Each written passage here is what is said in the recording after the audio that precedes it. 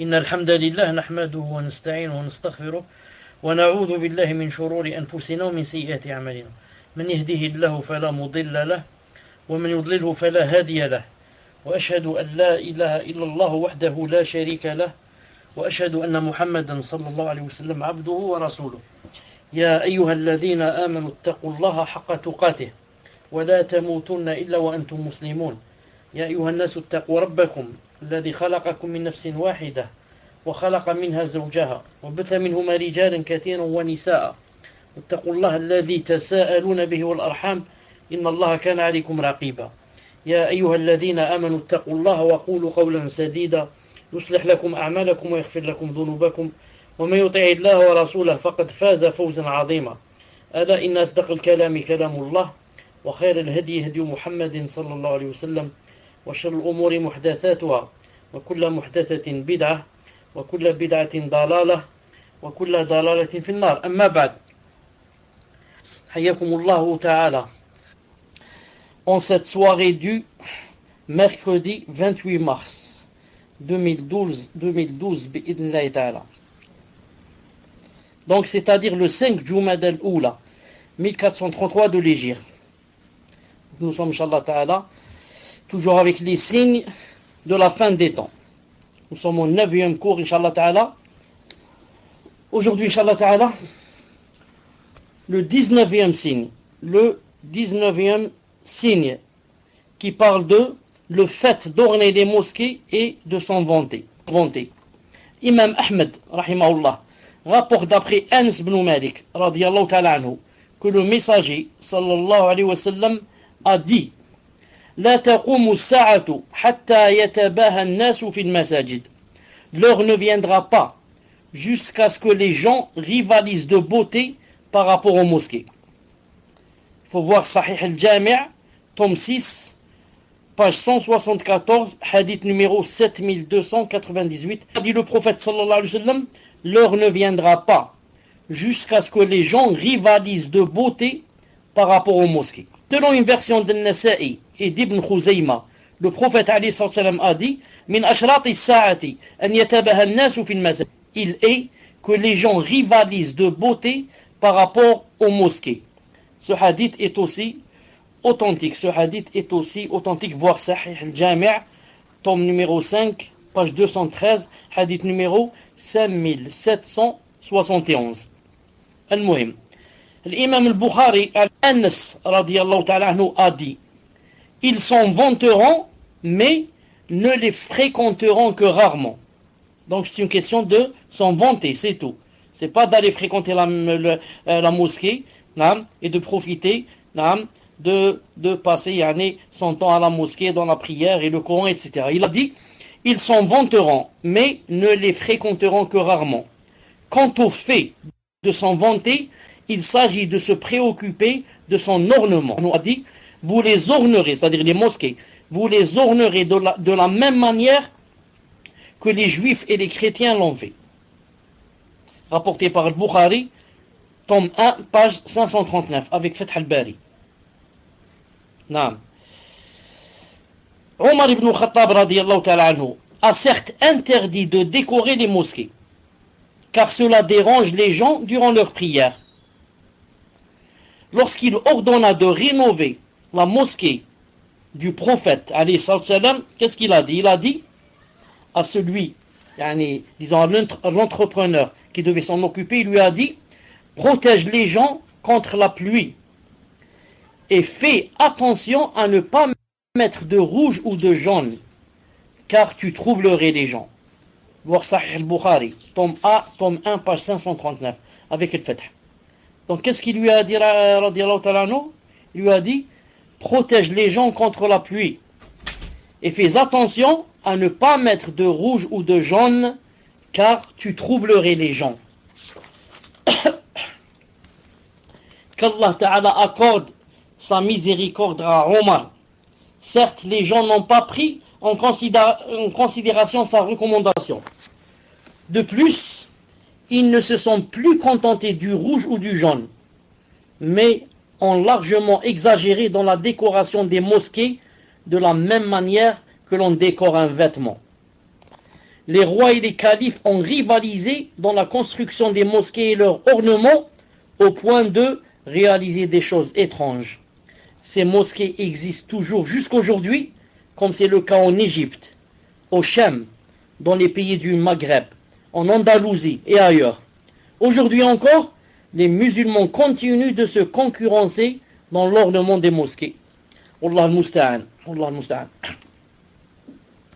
Il ne fait aucun doute que l'ornement des mosquées est une preuve de gaspillage et de dépenses inutiles. Leur entretien se fait, quelle est la mosquée? Comment qu'il se fait l'entretien de la mosquée? En y obéissant et en évoquant Allah Azza wa Jal dans la mosquée. Voilà comment on orne la mosquée. La protection contre la chaleur, le froid et la pluie suffit amplement aux gens. En fait, la sagesse, c'est de ne pas orner la mosquée avec je ne sais pas quoi, avec la parure, mais de l'orner en y assistant beaucoup. Quand je reste beaucoup dans la mosquée, quand je prie beaucoup dans la mosquée, c'est pour ça que le vrai ornement, ce n'est pas comme dans certaines mosquées. Vous savez qu'est-ce qu'ils font dans certaines mosquées? Ils commandent par exemple des lustres de l'étranger. Comme ils disent ici, 800 millions. Des fois un lustre, il compte jusqu'à... il compte. Son prix, il arrive jusqu'à 1 milliard de centimes. Un lustre, subhanallah, juste pour que les gens, lorsqu'ils rentrent, ils disent Masha'Allah, cette mosquée, Masha'Allah, ce lustre. Alors ils font tout à fait le contraire de ce qu'a dit le prophète sallallahu alayhi wa sallam. Car ça trouble l'esprit. Ça te permet de ne pas méditer.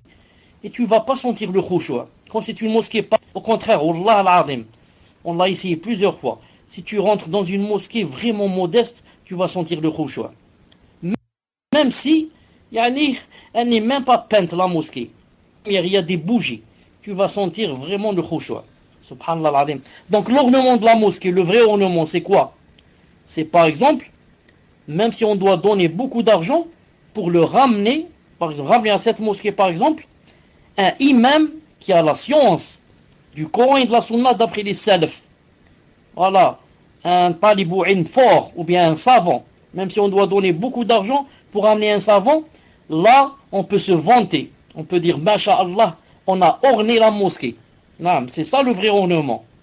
Mais que tu dépenses des millions et des milliards pour l'appareil, et l'orner, je ne sais pas quoi, ensuite ramener un mubtadi'a qui va prendre les reins de la mosquée et égarer les gens.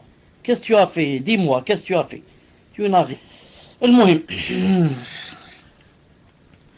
La menace de destruction,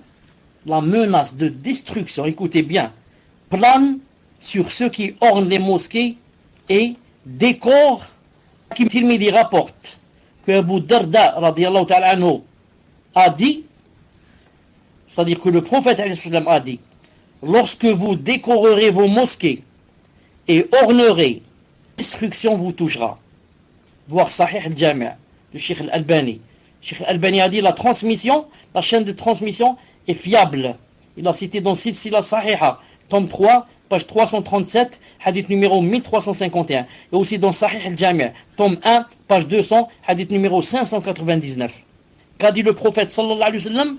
Il a dit, si vous allez décorer vos mosquées et vous allez orner vos Corans, alors il a dit, puisse Allah subhanahu wa ta'ala vous détruire, ou puisque la destruction vous touche, vous serez détruits. Subhanallah al-Azim. Subhanallah al-Azim. À part les ornements des mosquées et le fait de s'en vanter, il y a maintenant, tu trouves un Coran, un grand Coran, masha'Allah, il est orné au point où, comment que ça s'appelle ça, c'est pas la page, la couverture. La couverture, tu peux la trouver en or, plaqué or, ou bien argent. Et vous trouvez ça surtout chez les rois, chez les présidents de république, chez les préfets, etc., bien sûr, qui sont des croyants, hein. Ils mettent ça dans leur bureau, les responsables. Comme ça, quand tu rentres chez eux, tu dis, Masha'Allah, Vraiment, celui-là, il donne de l'importance au Coran. Et la plupart font ça, par hypocrisie et par ostentation. Car le vrai ornement du Coran, c'est quoi? C'est d'appliquer ce qu'il y a à l'intérieur. Alors que tu trouves cette personne qui l'a orné en or et en argent, peut-être ne prie même pas. Et peut-être ne l'ouvre jamais. Peut-être qu'elle n'ouvre jamais le Coran. Ou alors elle l'ouvre une fois par an, pendant le Ramadan, pour lire quelques versets. Donc le vrai ornement du Coran, c'est quoi? C'est de le lire et de le comprendre. Et ensuite, d'appliquer ce qu'il y a dedans. L'imam al-Munawi, rahimahullah, a dit, il est donc interdit d'orner les mosquées et aussi les exemplaires du Coran, car cela détourne le cœur de la méditation, de la crainte et de la présence d'esprit qu'il faut avoir vis-à-vis d'Allah subhanahu wa ta'ala. Les Shafi'ites sont d'avis que l'ornement des mosquées et même la Kaaba avec de l'or ou de l'argent est illicite de manière générale. Est illicite de manière générale, avec autres, cela est détestable. Voir Faïd al-Qadir, tome numéro 1, page 367. Donc ça, c'est le fait de quoi? Le fait de se vanter dans l'ornement et la parure des mosquées et du Coran aussi. Il y a aussi, fait partie des signes des temps, des signes de la fin des temps, la concurrence dans l'élévation des bâtiments. La concurrence dans l'élévation des bâtiments. Le fait de concurrencer dans l'élévation des bâtiments et des bâtisses. C'est l'un des signes qui est apparu tôt, après l'époque de la prophétie, et s'est propagé par la suite, au point que les gens se sont concurrencés dans les bâtiments. Et ce fut le cas lorsque le monde s'ouvrit aux musulmans et que les richesses emplirent leurs mains après les conquêtes. Cette situation dura jusqu'à ce que beaucoup d'entre eux se tournèrent vers la vie terrestre. Ils furent envahis par le mal qui touche à les générations précédentes. Il s'agit de la concurrence dans l'amassement des biens et des dépenses dans ce qui ne convient pas dans la religion.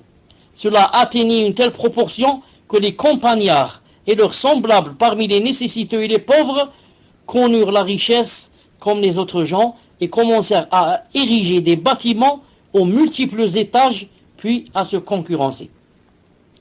Tout ceci s'est produit comme nous en a informé le prophète alayhi salatu salam.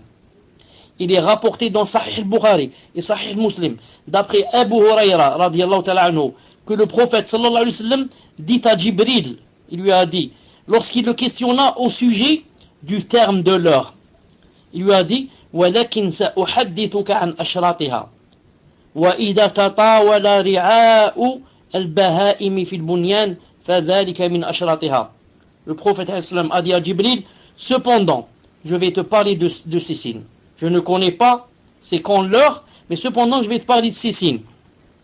Et lorsque les gardiens de troupeaux vont se concurrencer dans les constructions, voilà l'un de ces signes. Et lorsque les gardiens du troupeau se concurrenceront dans les constructions, voilà l'un de ces signes. Rapporté par Al-Bukhari, tome 1, page 114. Selon une version de Muslim, le prophète a dit وَأَنْ تَرَى الْحُفَاةَ الْعُرَاةَ الْعَالَةَ رِعَاءَ الشَّاءِ يَتَطَاوَلُونَ.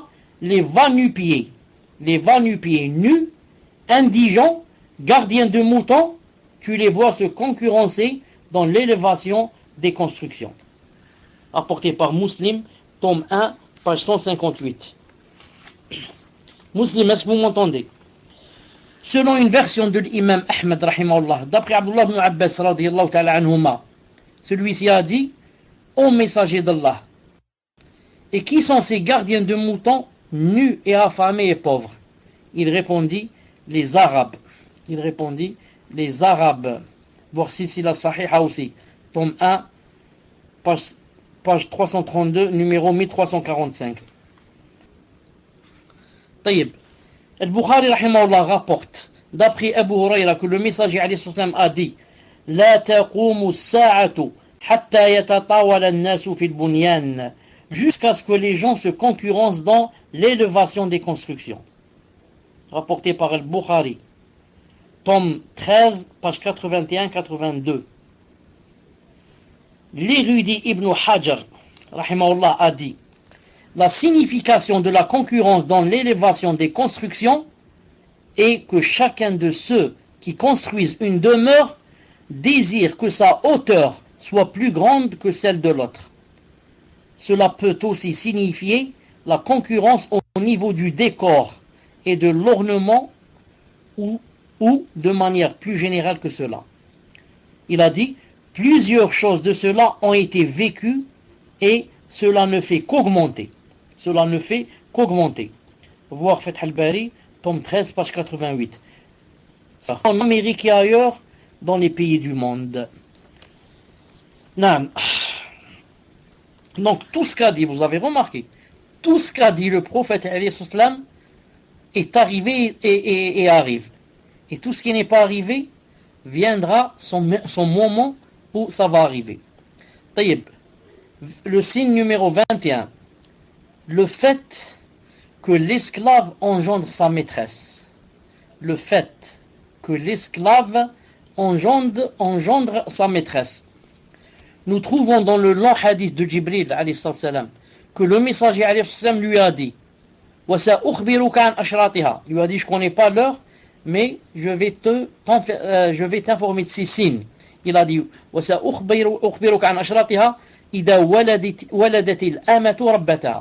il lui a dit: cependant je vais t'informer de ces signes lorsque l'esclave engendrera sa maîtresse.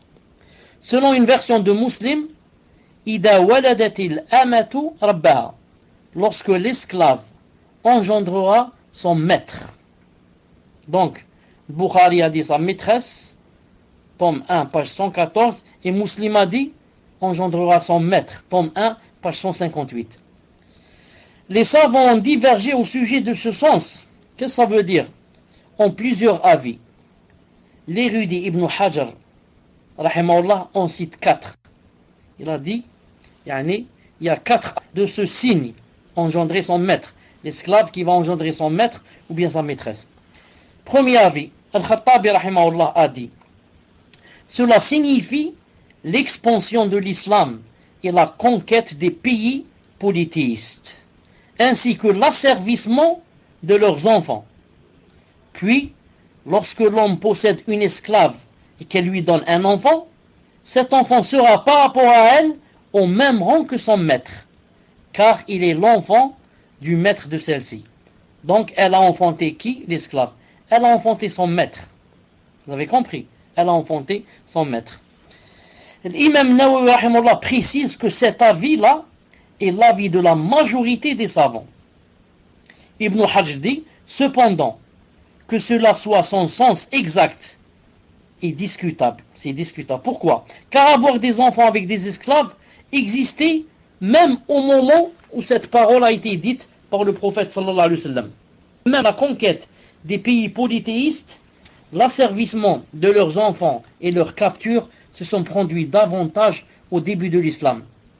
Alors que le contexte de ce propos ici implique la désignation d'un événement qui ne s'est pas encore produit et qui va se produire vers la fin des temps. Donc il a dit, c'est discutable cet avis. Le deuxième avis, qu'est-ce que ça veut dire? Elle va engendrer l'esclave va engendrer son maître ou bien sa maîtresse. Ça veut dire les maîtres vendent les mères de leurs enfants. Les maîtres vont vendre les mères de leurs enfants. Cela deviendra fréquent, puis ces femmes esclaves qui ont eu un enfant passeront d'un maître à un autre jusqu'à ce que leur propre enfant les rachète sans le savoir. Jusqu'à ce que leur propre enfant, il va racheter sa mère comme esclave et il ne sait pas, et bien sûr, il va faire d'elle aussi un enfant. Et il ne sait pas. Troisième avis, c'est pas la peine de le citer, il n'est pas important. Le quatrième avis, ça veut dire que la désobéissance s'entuera chez les enfants. La désobéissance, en sorte que l'enfant se comportera avec sa mère de la même manière que le maître avec son esclave. en l'humiliant par l'insulte, le coup ou le travail. On l'appelle alors métaphoriquement Seigneur, où le sens de maître est le tuteur concrètement. Ibn Hajar dit ensuite, ceci est l'avis le plus fort pour moi, de par sa généralité et parce que le contexte indique une situation qui, en plus de désigner la corruption de l'époque, sera des plus étranges.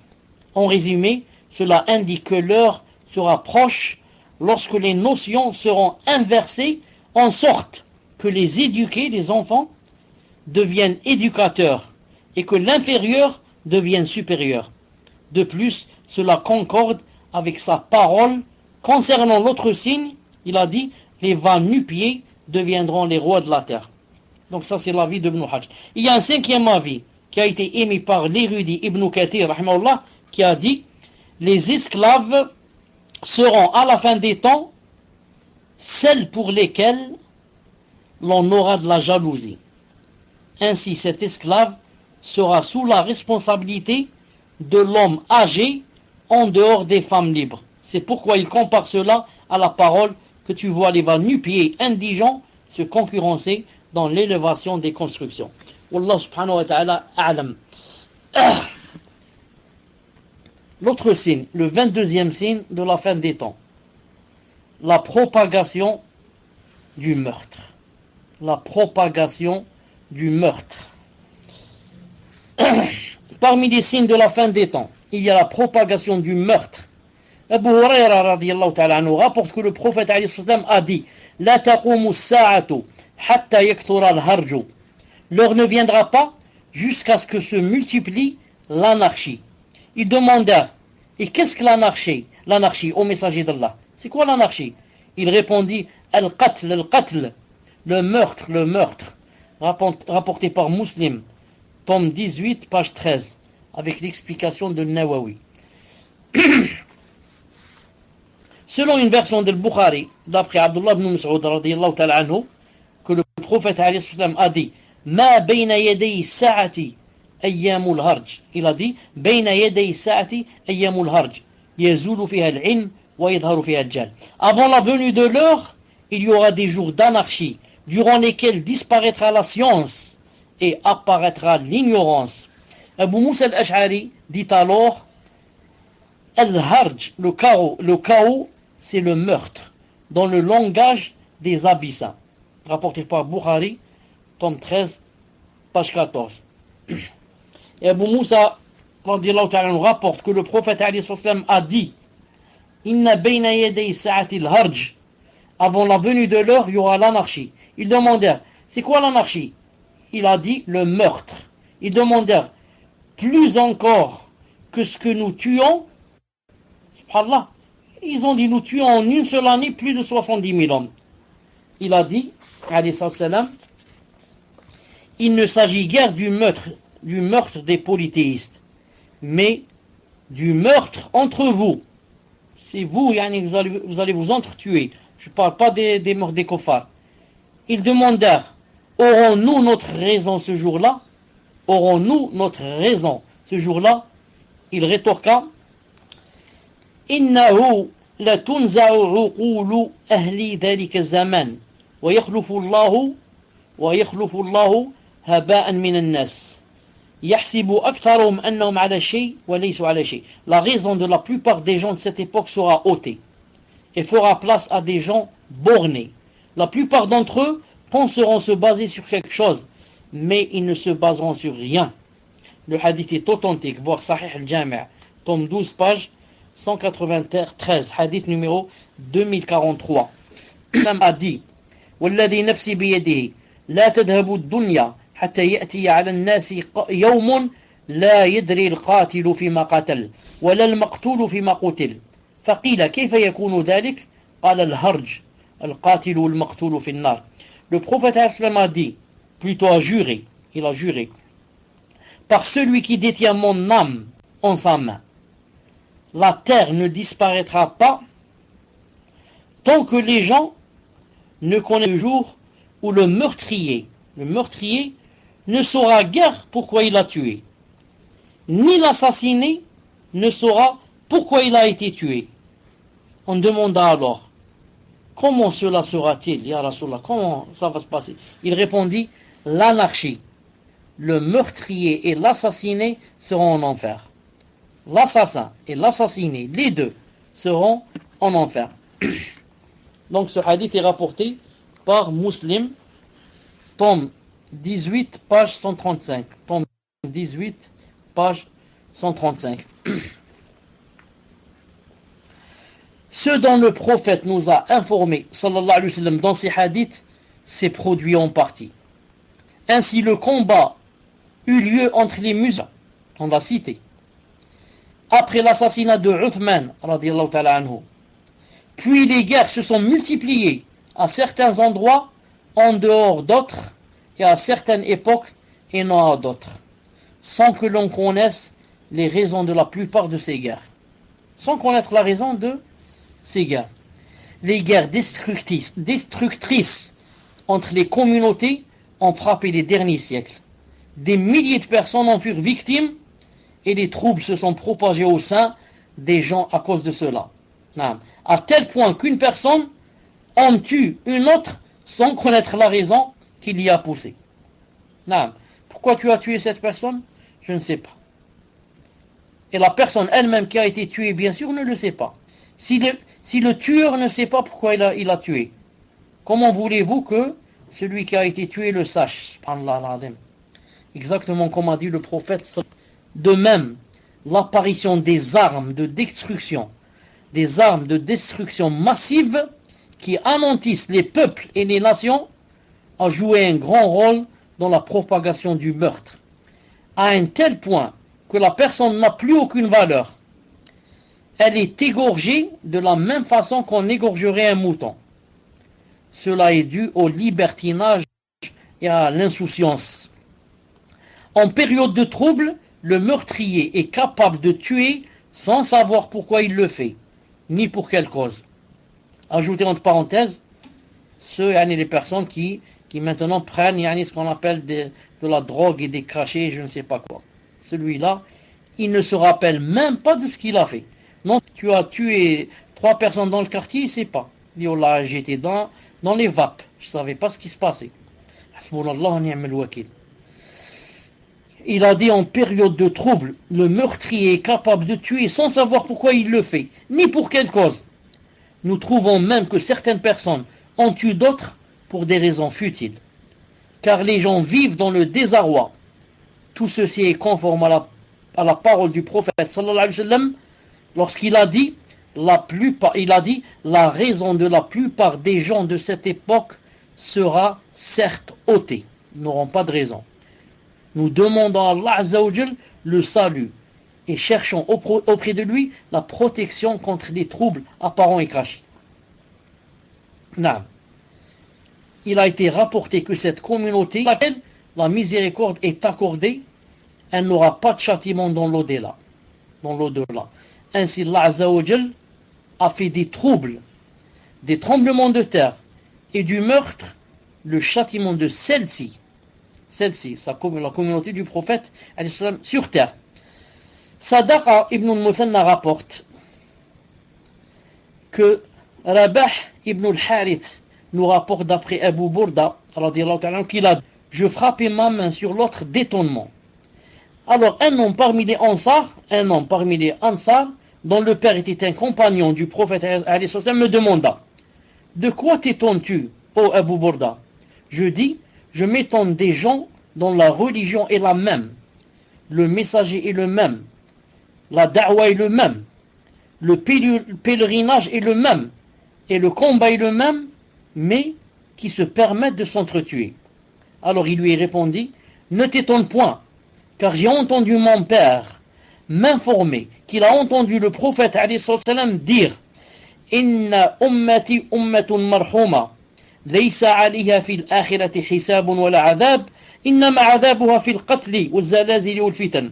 Ne t'étonne pas, car j'ai entendu mon père m'informer qu'il a entendu le prophète dire, certes, ma communauté est une communauté à laquelle la miséricorde est accordée. Elle n'aura ni jugement ni châtiment dans l'au-delà. Son châtiment se trouve plutôt dans le meurtre, les tremblements de terre et les troubles. Naam. Ce hadith authentique, voire Silsila Sahih de Sheikh Al-Albani, tome numéro 2, page 684-686. Selon une version d'après Abu Moussa, que le prophète alayhi salam aurait dit: Inna ummati ummatun marhuma. Ma communauté est une communauté à laquelle la miséricorde est accordée. Laysa aliya fil akhirati adab. Elle n'aura aucun châtiment dans l'au-delà. Innama adabu fid dunya. Mais son châtiment se trouve sur cette terre. Al-qatl, le meurtre. Ou al-balabil, les pagailles. Ou al-zalazil, et les tremblements de terre. Rapporté par Imam Ahmed, il se trouve, le hadith il est authentique dans Sahih al-Jami', tome numéro 2, page 104 et numéro 1734. Il se trouve aussi dans Silsila Sahiha, tome 2, page 684, hadith numéro 959. Ensuite, vous remarquez quoi? Vous remarquez que tous ces meurtres, etc., qui sont arrivés, qui vont arriver, comme a dit le prophète, comme il a informé, la base c'est quoi? C'est quoi la base de ces meurtres? C'est l'ignorance.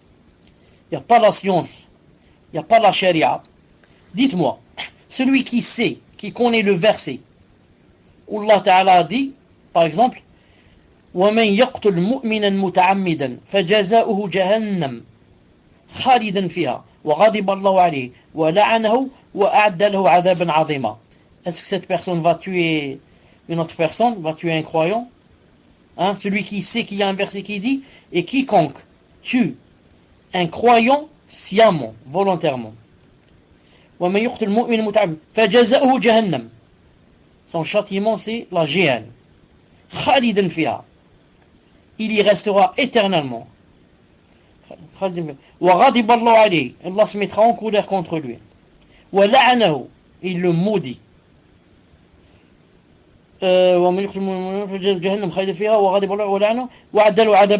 il y a un grand châtiment qui l'attend aussi. Est-ce que celui-là il va tuer un croyant? C'est impossible. Une mouche il ne va pas la tuer. Une mouche si elle lui a rien fait. En fait, est-ce que c'est permis de tuer une mouche sans raison? Est-ce que c'est permis? Je vois une mouche sans raison, je vais prendre mon soulier et je vais la tuer. Est-ce que c'est permis? Si c'était permis, pourquoi Allah Ta'ala l'aurait créé? Est-ce qu'il a créé pour que tu la tues, toi? Quand elle fait des problèmes, c'est permis de la tuer, la mouche. Raison. Disons, si elle t'avait pas laissé dormir, au moins tu as une raison. Mais maintenant, sans raison, tu vas la tuer. Qu'en est-il celui qui va tuer un croyant? Donc, le tout revient à quoi? À l'ignorance. Quand il n'y a pas la science, il n'y a pas la charia.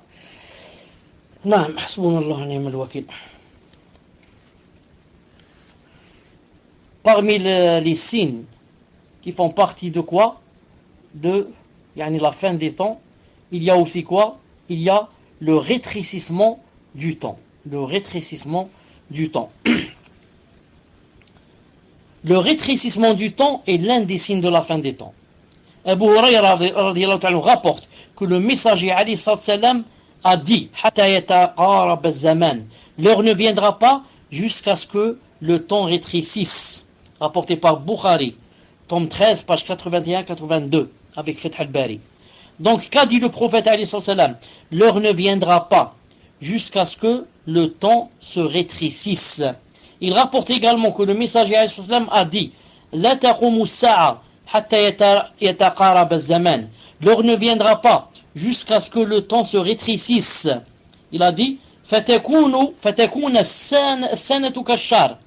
Jusqu'à ce que le temps se rétrécisse, de sorte que l'année devienne comme un mois.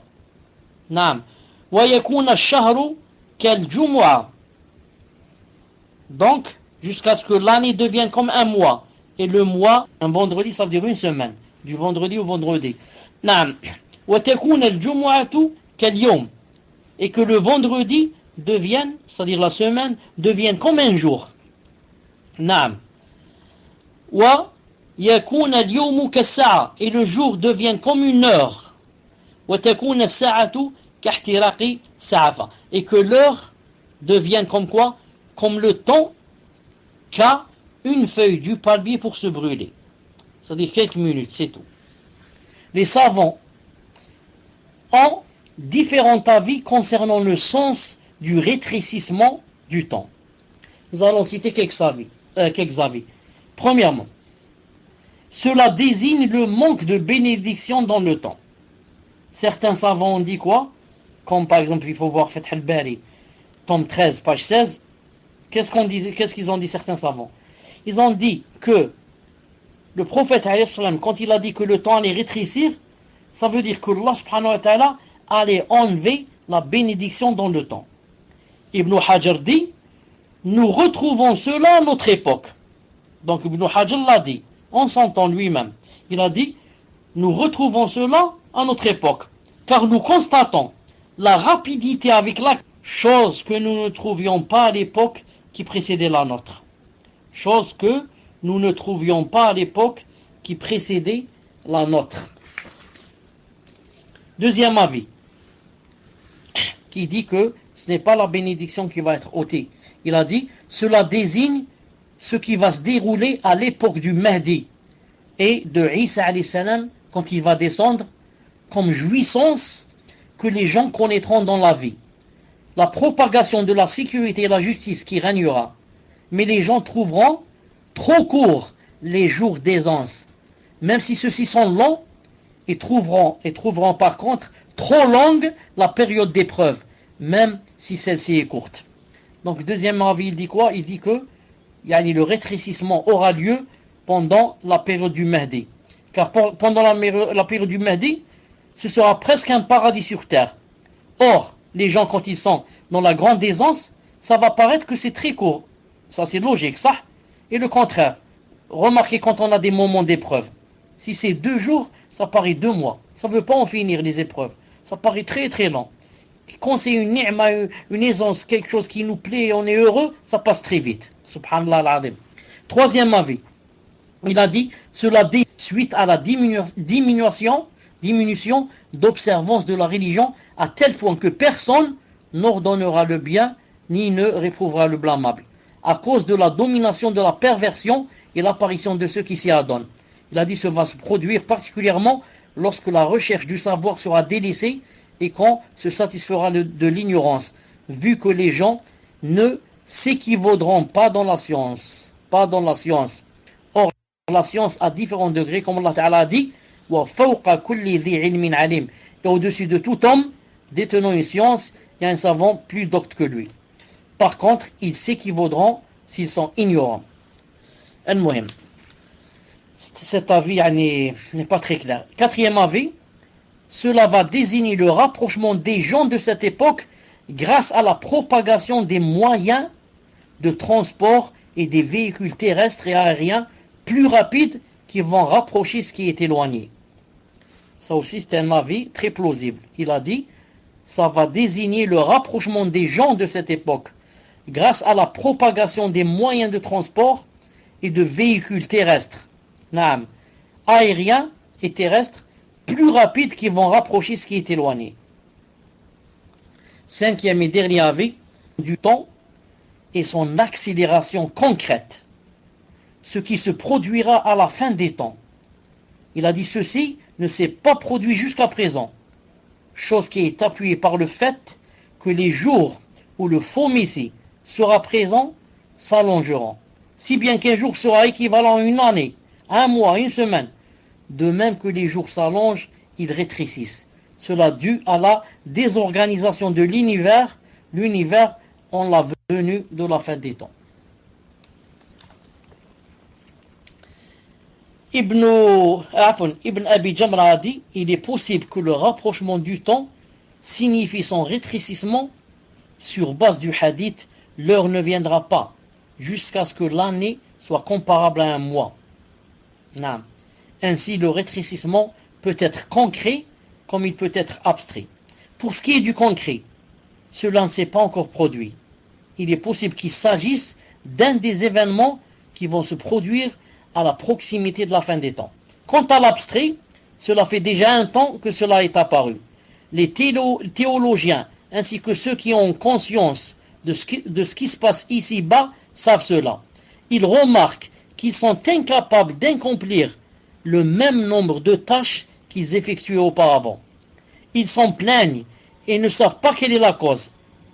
Il se peut donc que ce soit dû à la diminution de la foi et l'apparition de toutes les transgressions à la religion sous plusieurs formes, dont les pires sont au niveau alimentaire. Nul n'ignore le côté illicite et équivoque de ce fait. Beaucoup de personnes ne s'abstiennent en rien, et quand elles sont capables d'obtenir une chose, elles s'y lancent sans se soucier, même si c'est haram. En réalité, la bénédiction dans le temps, la subsistance rizq et la récolte est accordée quand la foi est forte. Quand on répond à l'ordre d'Allah Azza wa Jal, on s'éloigne de l'interdit. Allah Ta'ala a dit وَلَوْ أَنَّ أَهْلَ الْقُرَى آمَنُوا وَاتَّقَوْا لَفَتَحْنَا عَلَيْهِمْ بَرَكَاتٍ مِنَ السَّمَاءِ وَالْأَرْضِ. Allah Ta'ala a dit, Sourate Al-A'raf, verset 96, il a dit, si les habitants des cités avaient cru et avaient été pieux, nous leur aurions certainement accordé des bénédictions du ciel et de la terre. Allah Ta'ala a dit, j'aurais fait descendre des bénédictions du ciel et de la terre, quand est-ce que si les habitants des cités avaient cru en moi et auraient été pieux. Donc vous remarquez que le rétrécissement des temps, subhanallah al-azim, a eu lieu, qu'on le veuille ou pas. Autrefois, nos grands-pères, avec quoi? Avec un âne comme monture, pas un cheval, un âne. Ils faisaient 40 km pendant la journée, aller et revenir le soir. Subhanallah al-azim. Aujourd'hui, vous remarquez, avec la voiture, et la voiture super rapide, subhanallah al-azim, ça ne te suffit pas pour aller vers un endroit et revenir, tu n'as plus le temps.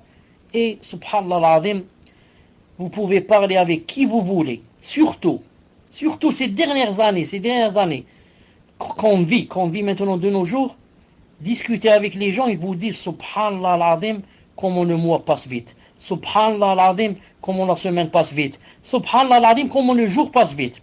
Il n'y a plus de différence maintenant entre hier et ça fait 3 jours. Entre hier et il y a 3 jours, il n'y a pas de différence, c'est la même chose. Tu ne peux plus te rappeler. Subhanallah al-azim. Et remarquez, le ramadan, c'est pas, c'était hier seulement. Maintenant, subhanallah al-azim, il reste 3 ou 4 mois maximum, ça va être le ramadan. Très très très vite. Il y a un rétrécissement du temps. Ajib, vraiment ajib. Je vais vous donner un exemple concret du rétrécissement du temps. Un exemple concret, vraiment concret. Il y a 10 ou 15 jours, écoutez bien cette histoire. Il y a 15 jours à peu près, ou 10 jours, ou 10-15 jours à peu près. Quelqu'un en moto, comment on dit, disons, il m'a tamponné ma voiture. Dans un rond-point, je tournais, il m'est rentré dedans. Ça en moto. Taïb, on a fait ce qu'on appelle, donne-moi les papiers, je te donne les papiers. Puisque c'était lui le fautif, donc moi j'avais le dessus, ça, Taïb. Dans les papiers, l'assurance, c'est surtout l'assurance, c'est très important. Il a pris ses papiers, j'ai pris ses papiers, il a pris mes papiers. Et on s'est séparés. Voilà, vous allez dire, qu'est-ce qu'il y a un rapport ici avec le rétrécissement du temps? Regardez le rapport. J'ai pris ces papiers, à la maison, je suis dans la maison, je lis les papiers. Ensuite, une demi-heure après ou 1 heure, quelqu'un vient frapper à la porte, un voisin. Il me dit, écoute, tu sais, cher, je lui dis quoi? Il me dit, votre assurance, elle est morte. Je lui dis, comment? Il me dit, votre assurance de voiture, elle est morte. Il me dit, mais alhamdoulilah, je connais la personne qui vous a touché avec la moto, je le connais. Je l'ai convaincu, il ne va pas déposer plainte. Je lui dis, écoute, arrête. Il m'a dit quoi? Je lui dis, écoute, ça fait seulement 2 ou 3 mois que j'ai fait l'assurance. Moi, je fais l'assurance 1 fois par an. c'est-à-dire pour une année. Je lui dis arrête, c'est impossible. Ça fait seulement 3 ou 4 mois que j'ai fait l'assurance. Il m'a dit, je jure par Allah que votre assurance est périmée. Ça fait plus d'une année. Je lui dis quoi? Plus d'une année? Wallah al-Azim, pour moi ça fait 2 ou 3 mois. Il me dit Wallah, je vous dis que c'est périmé. Je n'ai même pas cru. Le lendemain, j'ai rencontré le père du propriétaire de la moto. Il m'a dit, cher, je vous connais, etc. Vous étiez imam à Hadjot et comme ça, et lui aussi il est de Hadjot. Il m'a dit, Wallah, sinon, yani, j'aurais déposé plainte. Vous n'avez pas l'assurance. Elle est périmée depuis 20 jours. J'ai dit quoi? J'ai dit, Qaddarallah ma shafa'al. J'ai dit, Subhanallah al-Azim, c'est ça le rétrécissement du temps. C'est ça ce qu'a dit le Rim. Pour moi, il restait au moins 5 ou 6 mois pour que l'assurance se périme. Et j'ai dit à cette personne, je lui ai dit, Alhamdulillah qu'on a fait cet accident, ce petit accident. Sinon, pour moi, l'assurance, il lui reste 4 ou 5 mois. Et j'aurais continué avec, jusqu'à peut-être j'aurais tué quelqu'un. J'ai dit à cette personne, Wallahi, alhamdulillah pour cet accident. Allah Ta'ala t'a envoyé comme cause. On a fait cet accident. Sinon, pour moi, je n'aurais jamais vérifié les papiers. Et combien qu'il reste pour l'assurance? Masha'Allah, il reste 5 ou 6 mois. Alors que ça s'est périmé déjà depuis 20 ans. Regardez comment l'année, comment qu'elle court et qu'elle passe, au point où pour moi, il reste 4 ou 5 mois.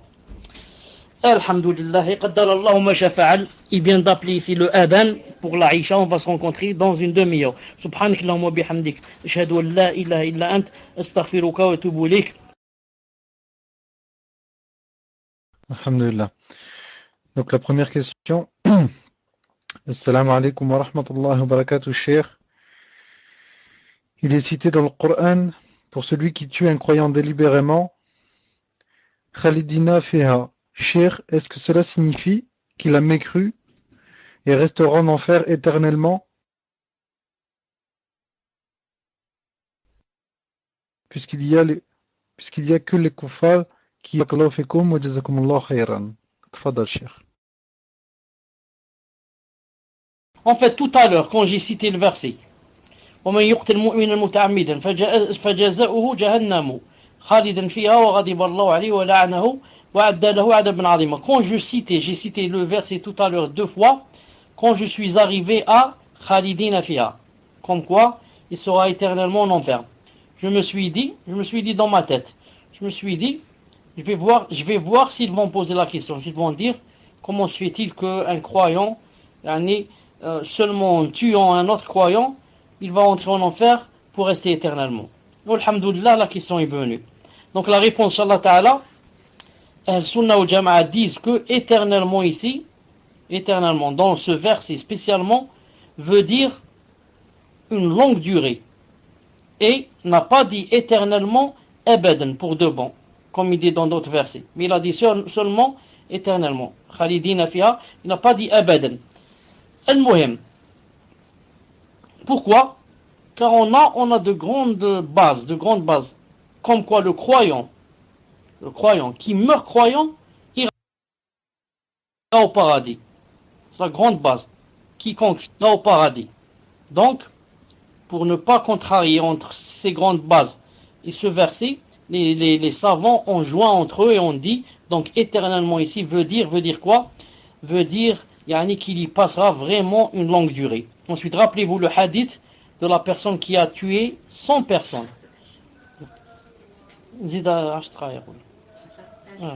Qui a tué 100 personnes et qui, à la fin, les anges se sont disputés sur lui, et c'était les anges du paradis qui avaient gagné, qui donc rentrera au paradis, Inch'Allah Ta'ala.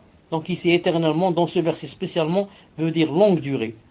C'est pour ça que ceux qui ne connaissent pas bien l'arabe, ou bien ne connaissent pas bien ce qu'ont dit les savants sur ce interprète le Coran de leur tête, ils vont se tromper. Ils vont dire, voilà, donc il est kafir. Taïb. Tfaddal, Inch'Allah Ta'ala. Question suivante. Assalamu alaikum, Cheikh Anna.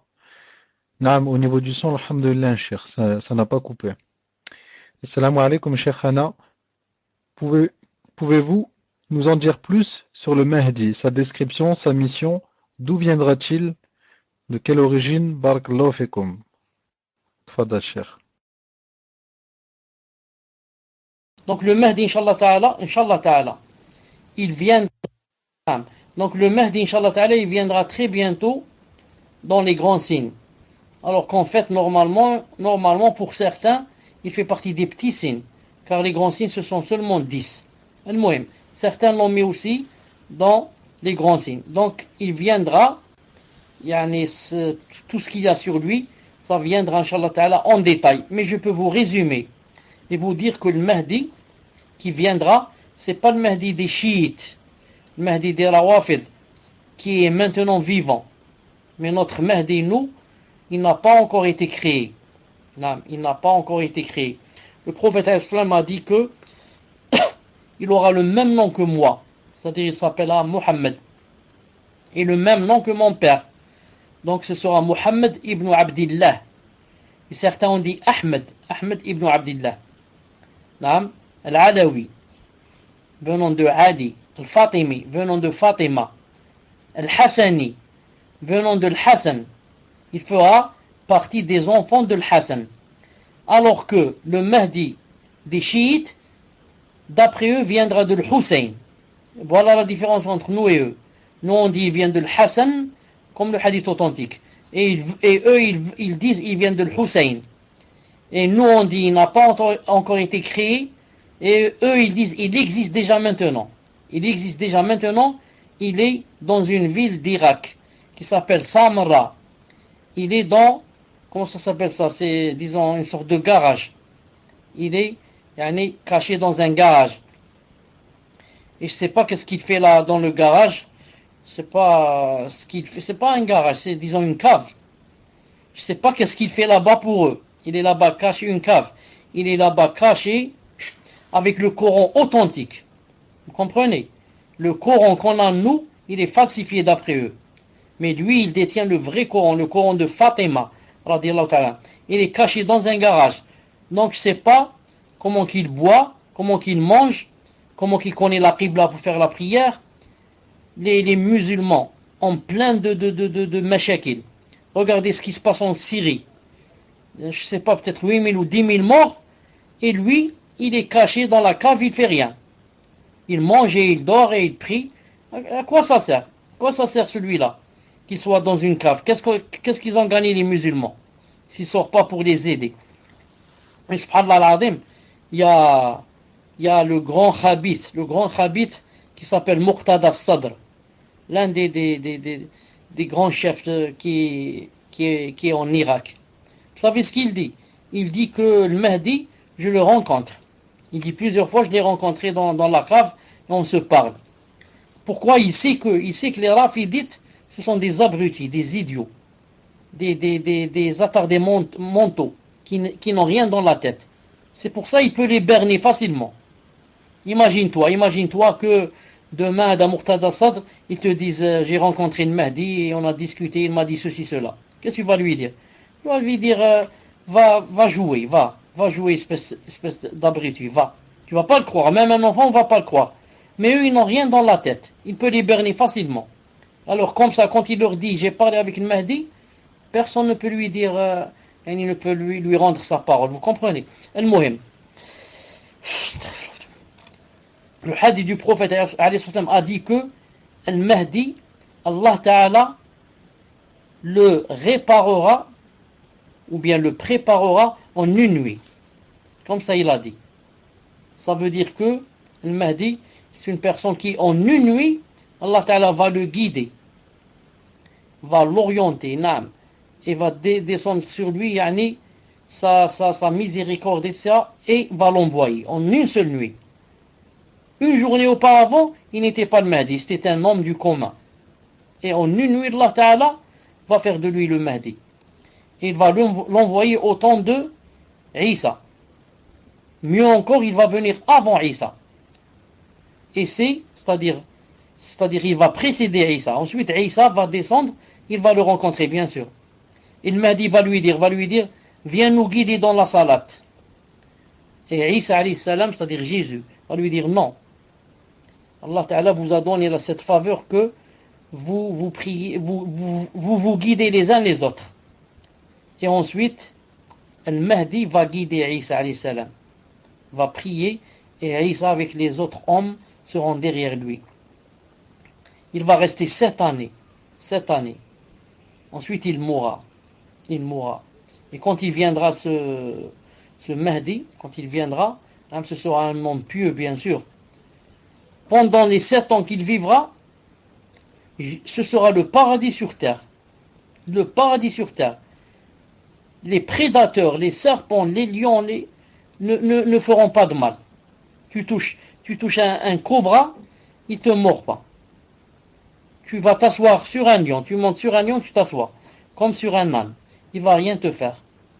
Ce sera vraiment le paradis. Après lui, quand il mourra, le Mahdi, il vaut mieux ne pas vivre, car il n'y aura que le mal. Il n'y aura que le mal.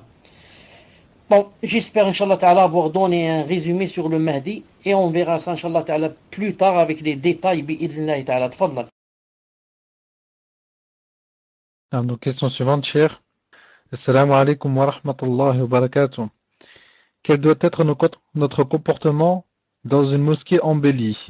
A-t-on le droit de regarder et de trouver les embellissements beaux?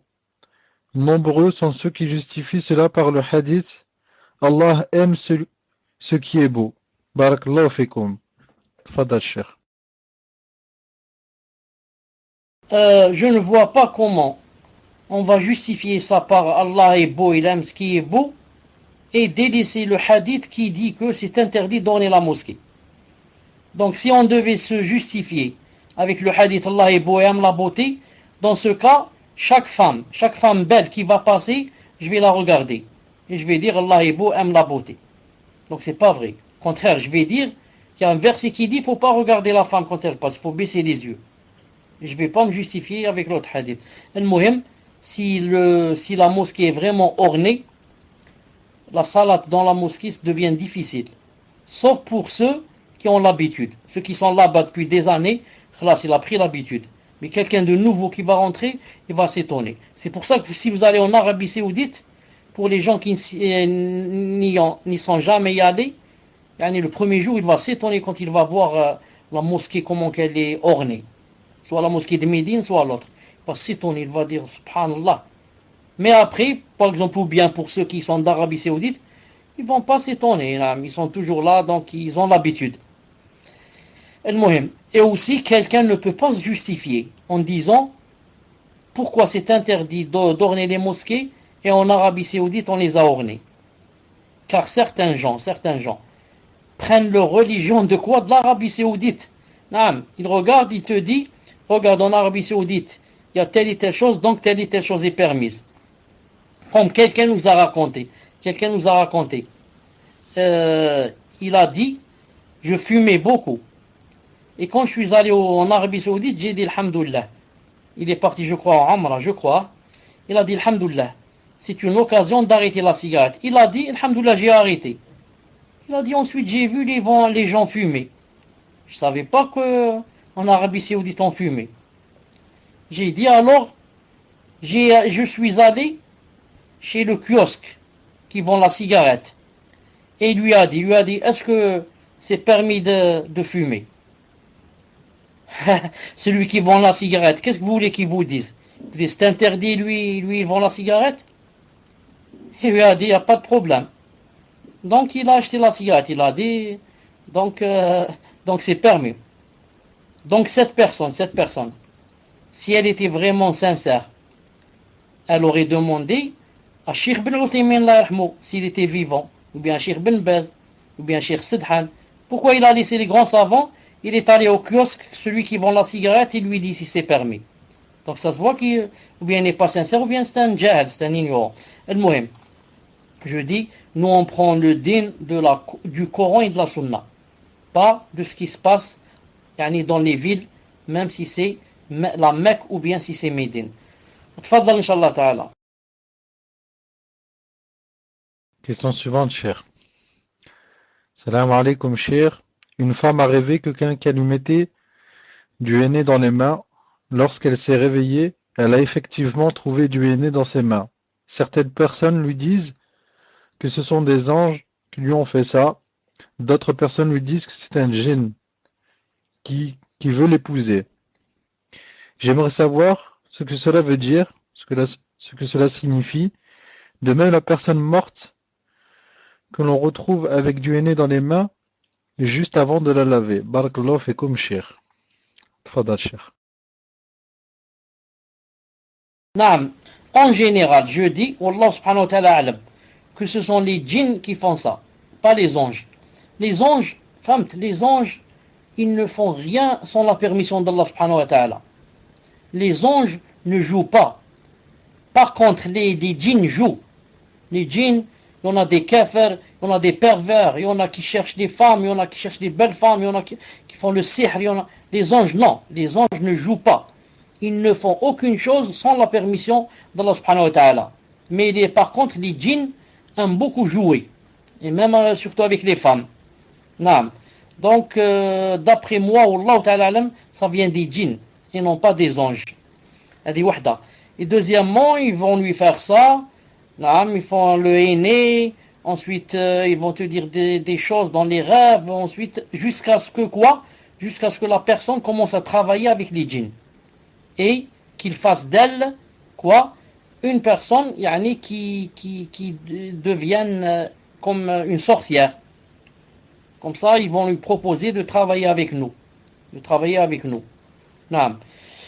Donc, la personne qui trouve comme ça des choses, elle devrait bien se préserver et ne pas les laisser jouer avec elle. Et demander à Allah subhanahu wa ta'ala la protection contre eux et contre tout être, qu'il soit humain ou djinn, qui voudrait lui faire du mal, Et quant à la personne que avant de mourir on la trouve avec le henné, etc., ça rentre aussi dans leur jeu. Comme ça, les gens vont dire, donc cette personne, c'était un bien-aimé d'Allah ou bien un élu. Et comme ça, peut-être que après l'avoir enterré, on va quoi? On va faire des doigts devant elle et on va lui demander de faire tomber la pluie, on va ceci, car c'était un bien-aimé, un élu, etc. Alors que le prophète sallallahu alayhi wa sallam a bien cité quels sont les signes de la personne qui, lorsqu'elle meurt, Allah Ta'ala, ce signe prouve qu'Allah Ta'ala est ravi d'elle.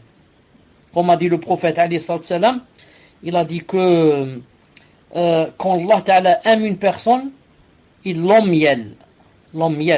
Il la remplit de miel. On lui a dit, c'est quoi emmiellé à Rasulullah? Il a dit, il lui attendez, comment chez insuffle. Attendez, le mot, bon, j'ai pas trouvé le mot, c'est-à-dire que c'est à peu près dans ce sens.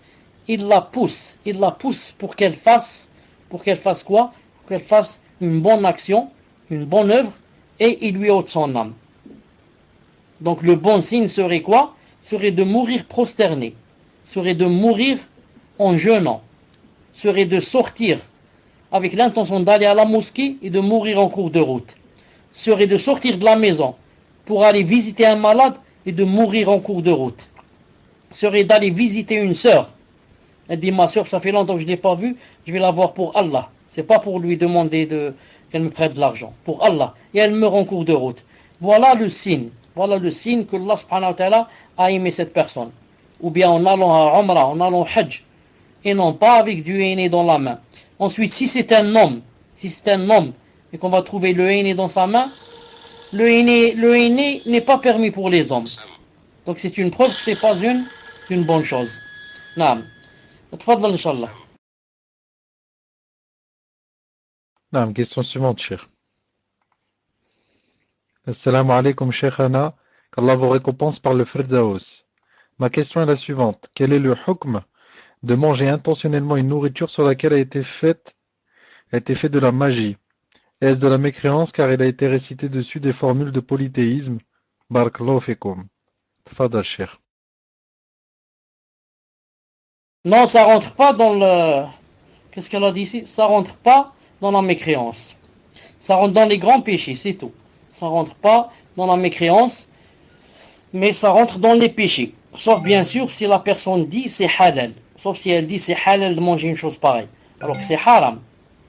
Abu Bakr Siddiq radiyallahu ta'ala anhu.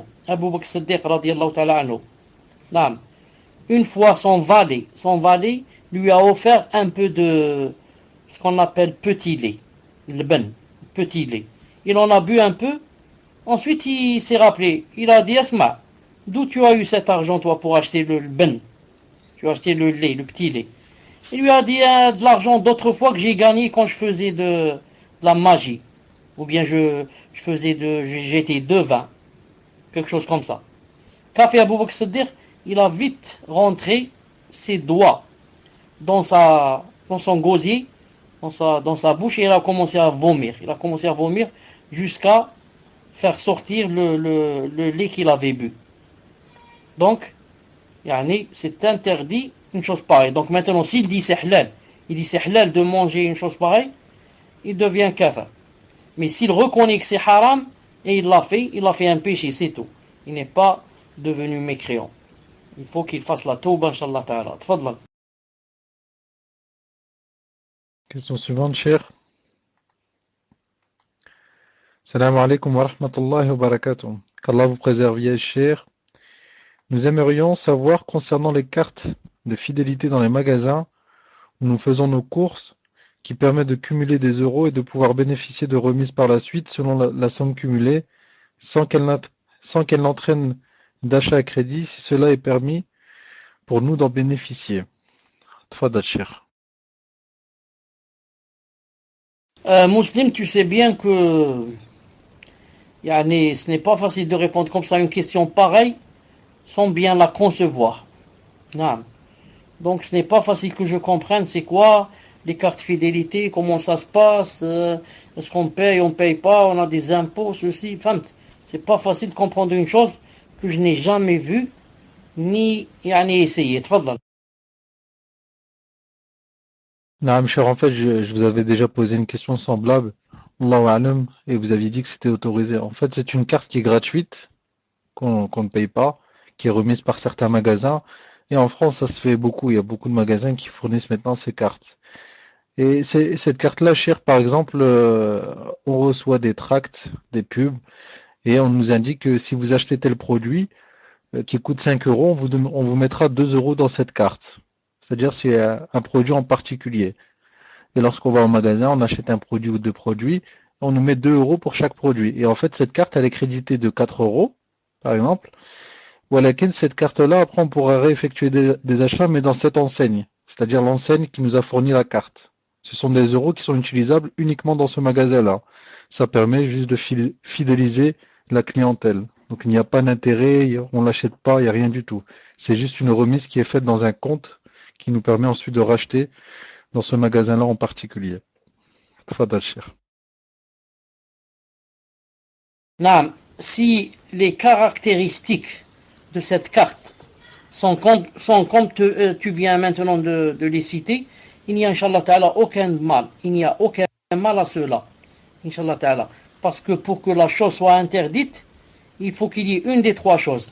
Riba, l'usure, ou bien zulm, l'injustice, ou bien le gharar. Le gharar, c'est acheter des choses. Par exemple, j'achète ce qu'il y a dans un sac, alors que je ne sais pas ce qu'il y a dans un sac. Comprenez?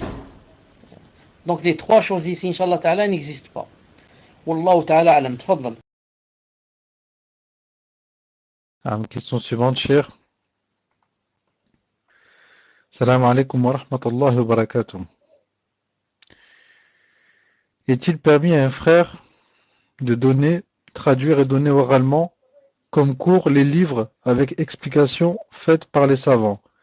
Si la réponse est non, pourquoi? Quelles sont les conditions que doit suivre une personne qui veut traduire ses cours s'il y a des conditions? Jazakumullahu khayran. Tfadal, cher. C'est quoi exactement cette question, Muslim? Est-il permis de donner, traduire et donner oralement? Qu'est-ce que ça veut dire ça, donner, traduire et donner oralement? Tfadlal. Ça, cher, j'ai même pas fait attention à ce que j'ai lu. Euh, je pense que la personne veut dire de prendre le livre en arabe, de traduire directement et de faire la traduction orale directement à partir de l'arabe. sans explication faite par les savants. C'est-à-dire, donc, il prend le livre en arabe, sans explication, il le traduit, sans apporter d'explication. Voilà, je ne comprends pas le but de traduire en arabe s'il n'explique pas. Wallahu alam. Ah, c'est pas ce qu'il dit après. Il parle même pas de tazkiya, il parle d'explications faites par les savants. Et il n'y a pas d'intérêt, wallahu alam. Tfadal, cheikh. Alhamdulillah. J'ai lu une fatwa posée à un grand savant. Je pense, wallahu alam, que c'est Cheikh Rabi Hafidahullah. Je pense. Sinon, c'est Zayd al-Madkhali ou quelque chose comme ça. Al-Muhim, l'un des grands savants. L'un des grands savants. Il a dit que c'était pas possible. Pourquoi? Il a dit si maintenant. Alhamdulillah. Donc j'ai lu une fatwa d'un grand savant. Je pense que c'est Cheikh Rabi' ou là Zayd al-Madkhali. Hafidahumullah, l'un des deux. Je disais que l'un de ces deux savants, il a dit que s'il fait comme ça à des gens, il a dit c'est pas permis. Il a dit s'il est avec quelqu'un ou là il discute, il a dit c'est permis, ou là avec sa femme, ou là. Mais il a dit si ça soit comme ça devant des gens, il a dit c'est pas permis. Pourquoi? Je vais vous dire pourquoi. La personne hein, qui va se suffire à la traduction. Elle va traduire, c'est elle qui va traduire, c'est ça. Il va pas lire une chose traduite. C'est comme ça que j'ai compris la question. Il va pas lire mot à mot ce qu'il y a ici dans la traduction. Mais il va traduire lui-même. C'est-à-dire, il lit quelque chose en arabe. Je vais prendre le livre de Cheikh Ibn Uthaymin, rahimahullah, Sharh Riyad Salihin. C'est ce que j'ai compris. Je vais prendre Sharh Riyad Salihin, qui est écrit en arabe. Cheikh Ibn Uthaymin a expliqué Riyad Salihin, il l'a expliqué en arabe. Moi, je vais l'expliquer en français. Je vais dire, voilà ce que Cheikh Ibn Uthaymin a voulu dire, voilà ce qu'il a voulu dire, et je traduis. C'est pas permis. Sauf si quoi? Sauf si j'ai le niveau requis. Le niveau requis, j'ai étudié la charia, ou bien j'ai étudié chez des savants, ils savent que j'ai le niveau requis, parce que c'est pas seulement traduire le mot de l'arabe en français, c'est pas seulement ça. Mais comment le traduire dans son contexte? Comment le traduire dans son contexte, sans sortir du contexte? Car un mot peut avoir plusieurs significations d'après le contexte où il est mis. C'est pour cela que moi, quand je traduis, je dois avoir un certain niveau requis pour être sûr que voilà ce que je suis en train de dire. Voilà ce que ce savant a voulu dire. Car l'essentiel, ce n'est pas ce que j'ai compris moi, mais ce qu'a voulu dire l'auteur. Car il est possible que cette traduction, c'est ma compréhension, c'est tout. C'est moi qui ai compris ça. Mais si l'auteur, je l'avais rencontré, je lui aurais dit, voilà ce que j'ai dit, il va me dire, non, c'est pas ce qu'il fallait dire. Moi, je voulais dire autre chose. Donc c'est pour ça que c'est interdit, sauf si le frère qui traduit a un niveau, masha'Allah, requis, et que, il a le niveau. Disons, il a le niveau. Tfadal. Question suivante. Salam alaikum. Qu'Allah vous récompense pour le temps que vous nous accordez. Cher, dans notre communauté, il y a de plus en plus de convertis. Alhamdulillah. Mais il y a un vrai problème concernant le tuteur. En effet, j'aurais souhaité savoir quel est réellement le rôle de celui-ci, quels sont les critères pour choisir un tuteur. Peut-on faire appel à lui lorsqu'une fois mariés, nous rencontrons des difficultés avec notre époux? Si l'on divorce, doit-on faire appel à lui? Nous éprouvons de manière générale de vraies difficultés car nous n'avons pas de soutien familial et les époux de sœurs converties usent et abusent de cela. Par ailleurs, bon nombre de fois, les tuteurs disent aux sœurs « Si tu étais ma fille, je ne te marierais pas avec lui », alors qu'ils nous conseillent tout de même de nous marier avec. Est-ce que le tuteur a une responsabilité devant Allah sur cela? Jazakumullah khayran. Tfadal Cheikh. En fait, en islam, le vrai tuteur, c'est le juge. C'est pour ça qu'en islam, le vrai tuteur, c'est qui? C'est le juge, comme a dit le prophète sallallahu alayhi wa sallam. Comme il a dit au sultan, waliyu man la waliya laha. Ou bien quelque chose en ce sens. Au sultan wali man la waliya lahu. Al-Muhim. Maintenant, si c'est pas le juge musulman, ou bien le juge qui va déléguer un autre à sa place. Al-Muhim. Maintenant, comme chez vous par exemple. Chez vous, il n'y a pas de juge musulman. Donc la personne, la reconvertie, est obligée de choisir quelqu'un qui va la marier. Celui qui va la marier, normalement, il choisit quelqu'un aussi qui remplit les conditions. Quelqu'un qui a de la science, quelqu'un qui est sérieux. Non, quelqu'un, lui aussi, il a une grande part de responsabilité. Il devrait prendre cette sœur qui s'est confiée à lui comme sa fille. Ce qu'il veut comme bien pour sa fille, il le veut à cette personne. Et ce qu'il ne veut pas à sa fille, il ne doit pas le vouloir à cette personne. Ensuite, n'oubliez pas aussi que ce tuteur, n'oubliez pas que quoi? Qu'il a fait lui aussi une chose, fi sabilillah. Ce n'est pas obligé pour lui qu'il accepte. Ça, il a fait ça aussi, fi sabilillah. Non, lui aussi, il a fait ça, fi sabilillah. Ensuite, maintenant, quand on se marie, quand la sœur s'est mariée, maintenant le problème c'est entre elle et son mari. C'est entre elle et son mari. Maintenant, si elle a des problèmes avec son mari, elle devrait convoquer quelqu'un de sa famille à elle et quelqu'un de sa famille à lui pour parler. Mais maintenant, sa famille à elle, ils sont pas encore entrés en islam, elle fait appel par exemple à son tuteur. Elle fait appel à son tuteur pour l'aider. Mais des fois, le tuteur a changé de ville, et des fois, le tuteur, on ne sait plus où il est, des fois, enfin, elle peut faire alors appel à un autre tuteur. Non, elle peut faire appel à quelqu'un, à un autre, pour qu'il la représente. N'ayant pas dans sa famille le musulman qui la représente, elle peut faire appel à un autre, un autre musulman qui a de la science, qui a de la piété, et qui aime faire des choses fi sabilillah, pour l'aider bi'idhnillahi ta'ala. Et puis Allah subhanahu wa ta'ala aider toutes nos sœurs et tous nos frères qui sont reconvertis et auxquels et qui se trouvent confrontés à ce problème. Tfadlal. Question suivante. Salam alaikum, cher. Je n'ai pas de mahram. Est-ce que mon beau-frère peut prendre cette place? Entre parenthèses, concernant le mariage. Quelle est la différence entre un mahram et un wali? Barakallahu fikum, qu'Allah vous récompense. Tfadal, cher. En fait, il faut faire une différence. La différence est de taille entre le mahram et le wali. Tu peux avoir un mahram et il n'est pas wali.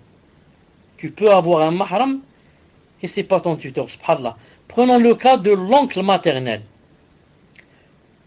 L'oncle maternel, en parlant d'une femme, je lui dis le frère de ta mère. Le frère de ta mère, c'est ton oncle maternel. C'est un mahram. Pourquoi? Car il peut jamais se marier avec toi. Mais c'est pas ton tuteur pour le mariage. Il ne peut pas te marier. S'il n'y a que lui, c'est le juge qui va te marier et pas lui. Sauf si le juge lui donne la tutelle, lui dit marie-la. Donc vous voyez, d'un côté c'est un mahram et de l'autre c'est pas ton tuteur. Donc pas tout mahram est ton tuteur. Et pas tout tuteur est ton mahram. Car le juge peut être ton tuteur, mais il n'est pas ton mahram. Voilà, comme a dit Muslim, il y a une femme entre toi et ton oncle, il y a ta mère. Ça. C'est pour cela que, par exemple, pour le voyage d'une femme, elle a son oncle, qui est son mahram, et qui n'est pas musulman. C'est un kafir. Elle peut voyager avec lui. Elle dit à son oncle, qui est kafir, qui est chrétien, qui est bouddhiste ou elle lui dit accompagne-moi vers telle ville. Pourquoi? Car c'est son mahram, même s'il n'est pas musulman. L'essentiel c'est quoi dans le mahram? L'essentiel c'est que pour qu'il lui arrive pas de problème en voyageant seul, il peut lui arriver des problèmes. mais en voyageant avec son oncle. S'il y a des voleurs, s'il y a des gens qui veulent abuser d'elle, des hommes, ils ne peuvent pas. Il y a son oncle avec elle. Même s'il est kafir, les gens s'en foutent. L'essentiel, ils ont peur de lui. C'est un homme. C'est pas intéressant. C'est pas important maintenant qu'il soit musulman ou pas musulman. L'essentiel, il la défend. Mais, pour qu'il prenne la tutelle, il faut qu'il soit musulman. Pour la marier, par exemple, il faut que la personne soit musulmane. Naam. Voilà, Inch'Allah ta'ala, la différence entre les deux. Tfadlal. Assalamu alaikum, cher.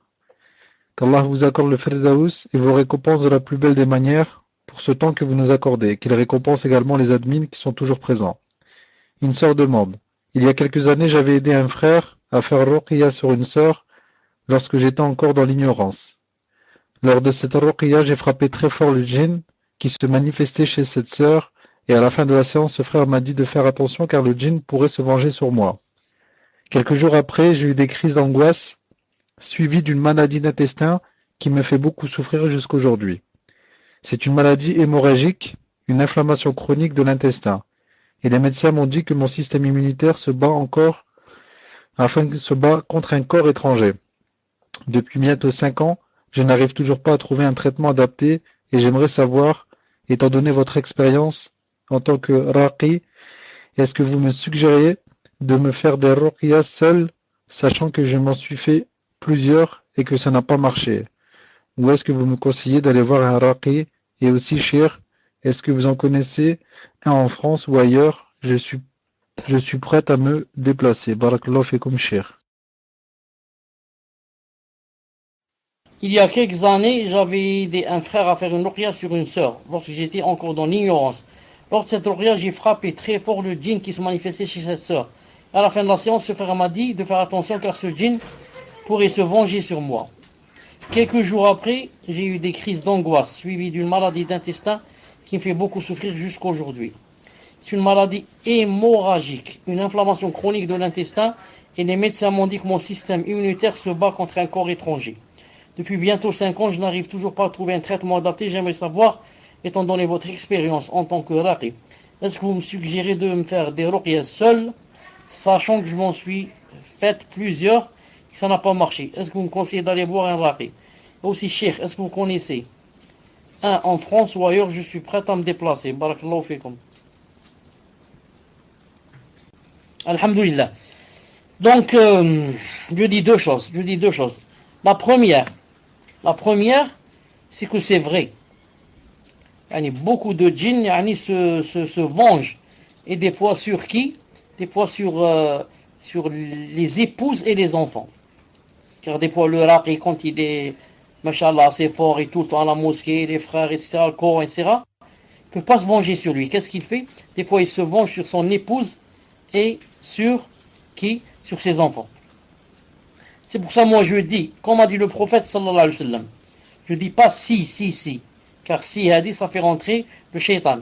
Mais je dis, comme a dit le prophète, alayhi wa sallam, il a dit, لو استدبرت من أمري ما استقبلت. عفوا, لو استقبلت من أمري ما استدبرت لا فعلت كذا وكذا لسقت الهدي. Il a dit, c'est-à-dire, si jamais ça venait à se recommencer, pour moi, par exemple, si ma vie pouvait se recommencer, j'aurais pas fait ruqya.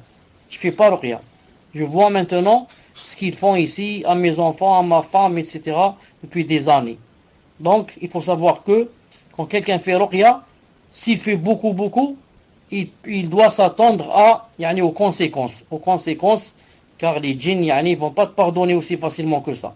Donc, et peut-être qu'ils viendront pas vers toi, mais ils iront vers ta femme ou alors tes enfants. Al-Muhim. La deuxième chose que je voulais dire, c'est que maintenant, ce qui est arrivé à cette sœur, on ne peut pas trancher et jurer par Allah et dire que c'est dû au djinn. Allahu alam. Mumkin que c'est une vengeance d'eux, mumkin que c'est autre chose. Allah subhanahu wa ta'ala a'lam. Mais il y a une possibilité, une grande, que ça vienne d'eux comme vengeance. Al-Muhim, et puisque maintenant elle fait des ruqya elle-même et elle n'arrive pas, etc. Elle pourrait voir une sœur qui est connue dans la ruqya, etc. pour essayer avec elle, peut-être que il va se manifester et peut-être que il va même partir et quitter. Il va même partir et quitter. Je demande à Allah subhanahu wa ta'ala d'aider toute personne atteinte de ces pervers-là. Je demande à Allah subhanahu wa ta'ala de les soigner, de les guérir et de les aider. Naam, tfadlal. Avant d'oublier, j'ai quelque chose à dire. Muslim, tu es là? Si vous m'entendez, cri numéro 1. Alhamdulillah. Donc, avant-hier lundi, j'ai commencé à une série de questions-réponses avec des frères dans une mosquée. Je ne sais pas dans quelle ville, je n'ai pas demandé dans quelle ville, en France. Mais ces frères, ils ont un laptop, dans la mosquée. Donc le cours se fait, les questions-réponses se font dans un salon du Paltalk. Donc je vous ai dit comme ça, pourquoi? Pour ceux qui veulent assister avec nous le lundi entre Maghreb et Isha chez nous, donc dans un salon qui s'appelle Salafi du Sud. Donc lundi passé, j'ai commencé, Inch'Allah Ta'ala, à répondre à leurs questions. Je vous dis que la personne, c'est-à-dire le responsable de la mosquée, me contacte chaque lundi après Salatul Dhuhr. Et moi je lui dis quoi? Je lui dis si c'est possible ce lundi ou pas. C'est-à-dire que ce n'est pas comme ces deux cours-là qui sont officiels. Les deux cours que je fais le samedi et mercredi sont officiels sur mon salon. Quant à ce cours-là, du lundi question-réponse, c'est à chaque fois que je peux. C'est pour ça que je dis à la personne de me téléphoner après Dhuhr. Et je lui dis, si je suis chez moi et que je n'ai rien à faire, je réponds aux questions des frères. Si je ne suis pas chez moi ou que je ne peux pas, je ne réponds pas. C'est pour ça que, il est possible que un lundi vous me trouviez, un lundi vous ne me trouvez pas. Car ce n'est pas officiel. Tfadlal, Inch'Allah.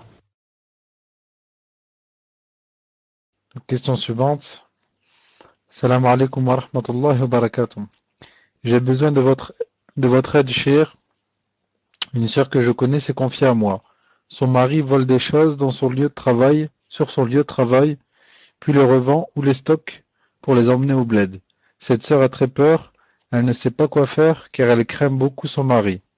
Cette sœur ne peut pas avoir d'enfant et son mari a une très grosse emprise sur elle. Elle m'a dit... Non, certainement, cher. Allahu a'lam, ça doit être Skype. Cette sœur ne peut pas avoir d'enfant et son mari a une très grosse emprise sur elle. Elle m'a dit qu'ils sont en instance de divorce, mais en attendant la réponse du juge, son mari refuse de quitter le domicile conjugal. Donc elle a peur d'être complice de ce que fait son mari. Aidez-moi à la conseiller, c'est une sœur convertie, elle n'a pas de famille proche. Tfadal, cher. Alhamdulillah. Donc je dis à cette sœur de dire à la sœur reconvertie que deux choses. La première, Alhamdulillah, que Allah subhanahu wa ta'ala va la libérer de ce frère, ce faux frère, ce voleur, de cette mafia. Naam. Dis-lui que Alhamdulillah, que Allah subhanahu wa ta'ala va la séparer de lui. C'est la première des choses. Et la deuxième des choses, dis-lui que, Inch'Allah ta'ala, je la rassure, qu'elle n'a aucun péché. Il suffit juste qu'elle lui fasse le rappel une fois seulement, qu'elle lui dise c'est pas permis de voler même un kafir, même quelqu'un qui n'est pas musulman, c'est interdit de le voler. Taqillah, elle lui dit doucement avec sagesse, elle lui dit même pas taqillah si elle a peur. Elle lui dit voilà, je voudrais te donner un conseil, et c'est tout. Après avoir dit cela, elle ne le redit plus, seulement une fois dans sa vie, et elle attend quoi? Que Allah subhanahu wa ta'ala sépare entre eux. Elle n'a, Inch'Allah ta'ala, aucun péché. C'est lui qui vole, et c'est lui qui sera responsable demain devant Allah subhanahu wa ta'ala. Ce sont ses affaires à lui, pas à elle. Ce sont ses affaires à lui, pas à elle. Elle lui a fait au moins une fois la nasiha, et c'est à lui de choisir le bon chemin ou le mauvais. Il est libre. Tfadlal. طيب. La question dit, Cheikh Hayakumullah, est-ce que le hadith sur la jambe d'Allah est authentique, al-qadam. Pourriez-vous me rassurer quant à l'authenticité des hadiths? Est-ce que c'est une science parfaite, comme c'est le Coran, et sinon est-ce que je peux ignorer certains attributs d'Allah sans les rejeter, mais sans les considérer comme 100%? Car j'ai un peu de mal avec certains attributs des sens, surtout la jambe. Qu'Allah me pardonne de douter, cheikh, mais pour moi l'imam Bukhari n'est qu'un homme, et comment donc peut-on faire confiance, une confiance aveugle? Rassurez-moi, qu'Allah vous accorde la sécurité le jour dernier. Chauffe, akhi ou ukhti, je te dis, non, toi, tu ne vas pas attribuer à Allah Ta'ala la jambe, car c'est Bukhari qui l'a dit. Non, mais car ça se trouve dans le dogme des salafs. Toi, quand tu lis le dogme, une sœur, ma sœur, ma fille, il faut voir est-ce que la jambe se trouve dans le dogme et la aqidah des salafs, ça se trouve pas. Lis les livres de Ibn Taymiyyah, de Cheikh Ibn Uthaymin rahimahullah, de Cheikh Ibn al-Qayyim, Salah al-Sheikh, Cheikh al-Fawzan. Est-ce qu'ils disent que dans le dogme de Al-Sunnah des salafs, il y a la jambe d'Allah ou il n'y a pas? Ils disent il y a. Ils disent il y a deux. Naam. Et le hadith authentique que Allah subhanahu wa ta'ala va mettre son pied sur Jahannam pour qu'elle rétrécisse. C'est tellement grand, il a beau jeter des koffars, des musulmans, ça suffit pas. Il va mettre son pied dessus pour que ça rétrécisse. Quand la sœur dit que j'ai des doutes ou quelque chose comme ça, je lui dis, les doutes que tu as proviennent de toi. Pourquoi? Car dans ton cœur, tu as fait une sorte d'anthropomorphisme, tashbih. Tu as cru, sans le vouloir, que Allah Ta'ala avait une jambe comme nous. Donc, ça lui convient pas d'avoir une jambe. Donc, ils vont mieux dire qu'il n'a pas de jambe. Et moi, je te dis, Ukhti, rien ne lui ressemble. Comme tu reconnais qu'Allah Ta'ala a une vie qui ne nous ressemble pas, des yeux qui ne nous ressemblent pas, des mains qui ne nous ressemblent pas, il y a une descente qui ne ressemble pas, un rire qui ne ressemble pas, un étonnement qui ne ressemble pas. Donc, pourquoi s'étonner qu'il ait une jambe? Deux jambes qui ne ressemblent pas, c'est tout. Donc, alhamdoulilah, je n'ai aucun problème. Tu as des problèmes quand tu dis que peut-être sa jambe ressemble à la jambe des créatures. Mais toi, alhamdoulilah, toi tu dis que non, rien ne lui ressemble. Donc, je dis comme on dit les salafs, il a deux jambes qui lui conviennent et qui lui sied, c'est tout. Tfaddal. Hayakumullah. Est-ce qu'il est possible de prier Salat al-Isha à la mosquée, puis de rentrer à la maison, prier l'Isha avec sa femme en ayant l'intention de faire une prière surérogatoire et al-Isha? Si oui, refait-on adhan et iqama et dois-je réciter les deux premières rak'at à voix haute? Barakallahu fikum, uhibbukum fillah. Ahabbaka alladhi ahbabtani lahu. Naam, tu fais exactement comme faisait Mu'ad ibn Jabal. Il allait prier derrière le prophète alayhi salam salat al-Isha. Ensuite, il allait vers un petit patelin, Bani Salima, où là-bas, il guidait les gens en faisant salat al-Isha. Pour eux, pour lui, c'était salat nafila. Donc toi, quand tu rentres à la maison, tu mets dans ton cœur que tu vas faire 4 prières de surérogatoire, nafila. Alors que pour ta femme, c'est salat al-Isha. Et tu fais l'adhan et tu fais l'iqama. Parce que l'adhan, c'est pour elle, naam, pas pour toi. Et tu fais salat al-iqama, tu fais l'iqama, et quoi? Et tu lis à voix haute les deux premières rak'at, exactement comme salat al-Isha. Tu lis à voix haute les deux premières rak'at. Tfaddal. Je suis une sœur, je suis née en Algérie. À l'âge de 3 ans, ma tante paternelle. M'a ramené en France et m'a élevé depuis avec son mari. Ça fait 23 ans aujourd'hui. Et c'est à la suite du décès de ma mère qu'Allah lui fasse la miséricorde.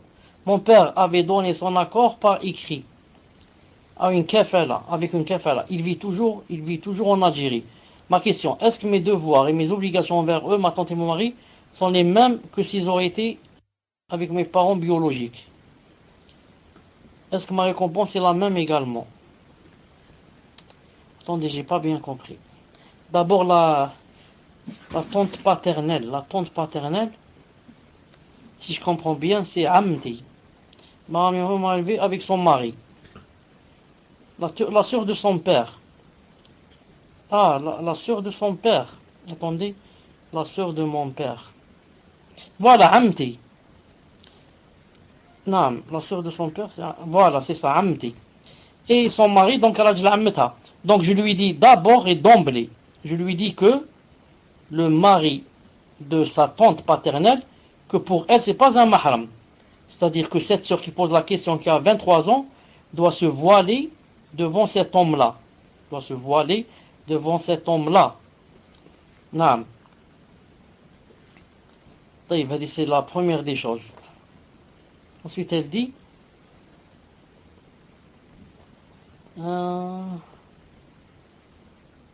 sauf si, bien sûr, je dis sauf si elle a quoi? Sauf si elle a été allaitée de cette femme. Sauf si elle a été allaitée de cette femme. Non.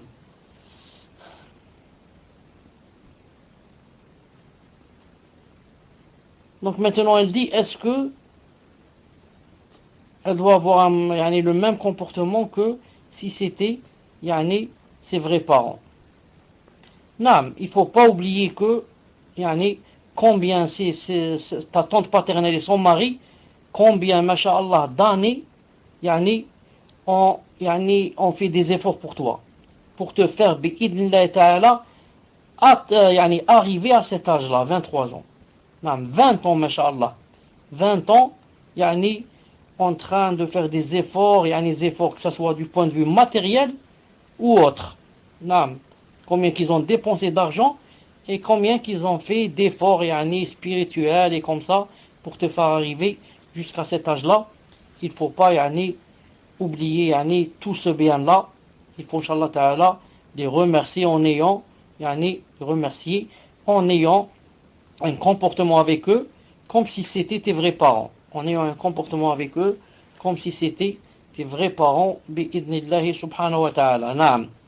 Voilà, Inch'Allah Ta'ala, la réponse. Tfaddal. Tfaddal, Inch'Allah Ta'ala, pour la dernière question. Que l'allaitement soit accepté, il faudrait que ça soit dans les 2 premières années. Et bien sûr, au moins 5 allaitements. Mais là, on t'a prise à l'âge de 3 ans. Tfaddal. Je voudrais savoir si une personne qui vient se faire soigner en France, qui n'a pas les moyens de se payer les frais médicaux, peut-on lui donner zakat al-mal? Et est-ce que cette personne rentre dans le cas du voyageur indigent, ce sera juste une sadaqa? Cette personne, on peut lui donner zakat al-mal. Naam, zakat al-mal, acheter des médicaments pour celui qui n'en a pas. Naam, Cheikh Ibn Uthaymin dit, ça rentre dans zakat al-mal. Car zakat al-mal, tu peux la donner à quelqu'un qui n'en a pas, juste pour acheter à manger et à boire, acheter des vêtements. Qu'en est-il maintenant? Tu vas lui donner de l'argent pour acheter des choses pour qu'il ne meure pas. Pour qu'il ne meure pas, subhanallah l'adem. Pour qu'il retrouve sa santé. C'est pour ça, Inch'Allah Ta'ala, que c'est permis de lui donner de l'argent, si c'est pour acheter des médicaments, bi'idnillahi ta'ala, s'il n'en a pas, bien sûr, s'il n'a pas d'argent. Voilà, Inch'Allah Ta'ala, on va se rencontrer, Inch'Allah Ta'ala, samedi, bi'idnillahi subhanahu wa azawajal.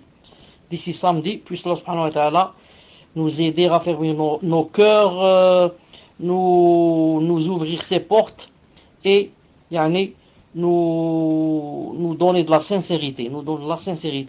Subhanakallahumma bihamdik, ashhadu an la ilaha illa ant, astaghfiruka wa atubu ilayk. Assalamu alaikum wa rahmatullahi wa barakatuhu.